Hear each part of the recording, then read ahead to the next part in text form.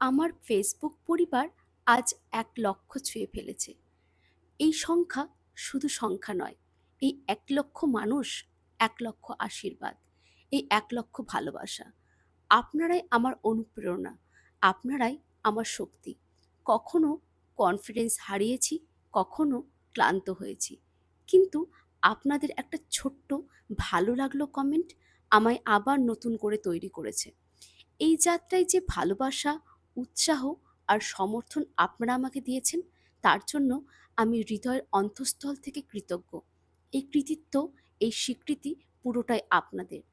আমার এই মাইলফলক উদযাপন আজ আরও সুন্দর হয়ে উঠেছে।